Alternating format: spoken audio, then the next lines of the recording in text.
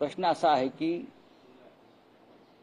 मराठवाड्याचं जे नुकसान झालेलं आहे शेतकऱ्यांचं, 36 लाख शेतकरी आणि त्यांची कुटुंब ही हवाल दिले. आजही त्यांचा निवारा नसल्यामुळे शेतकरी ही निर्वासितासारखे राहतात मराठवाड्यातच. त्यांच्यापर्यंत अद्याप सरकारी मदत पोहोचलेली नाही हे शेतकऱ्यांचं म्हणणं आहे. फडणवीसांच्या म्हणण्यावर जाऊ नका किंवा जे उपमुख्यमंत्री गोट्या खेळतात त्यांच्यावर सुद्धा जाऊ नका किंवा जे स्वतःचे फोटो छापून मदत वाटण्याचा प्रयत्न करतात ते खोटं बोलतायत. आम्ही काल प्रत्यक्ष चित्र पाहिलेलं आहे. अद्याप पंचनाम्याला अधिकारी पोचलेले नाहीत, मदत पोचलेली नाही. घराघरामध्ये पाणी गेलाय, वाहून गेलाय. शेतामध्ये नद्यांचा प्रवाह वळलाय. शेतीमध्ये म्हणजे शेती राहिलेलीच नाहीये, जमीनच राहिलेली नाहीये. म्हणजे भविष्यामध्ये माझी शेती कुठली आणि तुझा बांध कुठला हे सुद्धा लोकांना कळणार नाही, अशी परिस्थिती तिकडे आहे.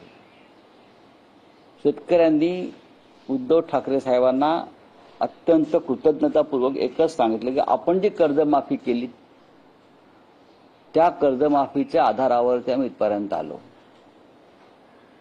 आता पुन्हा ही कर्जमाफी आमची केली नाही तर आम्हाला जगणं कठीण होईल.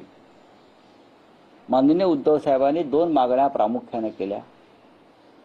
त्या म्हणजे हेक्टरी 50,000 रुपये हे नुकसान भरपाई मिळायला पाहिजे. देवेंद्र फडणवीस यांनी जे निकष लावलेले आहेत ते निकष अत्यंत चुकीचे आहेत.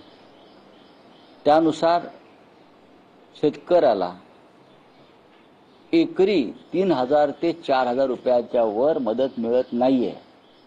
ती जेव्हा हातात येईल तेव्हा हातात येईल. 50,000 रुपये ही मदत हेक्टरी मिळणं गरजेचं आहे. पंजाब सारख्या राज्याचं उदाहरण माननीय उद्धव साहेबांनी दिलं. पंजाबमध्ये सुद्धा पुराची परिस्थिती अत्यंत गंभीर आहे. केंद्राने मदत केली नाही. मुख्यमंत्री भगवंत मान यांनी तिथे पंजाबच्या शेतकऱ्यांना 50,000 रुपये हेक्टरी मदत केली.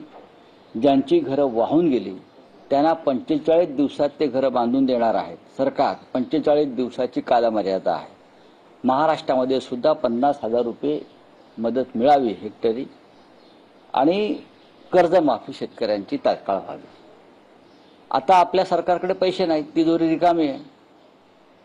ठेकेदारांकडून आलेला पैसा तिजोरीत गेलेला नाही. मग शक्तीपीठ मार्ग असेल, समृद्धी महामार्ग असतील, इतर काही कामं असतील, हा सगळा पैसा मुख्यमंत्री आणि त्यांचे प्लस डेप्युटी यांच्याकडे गेलेला आहे.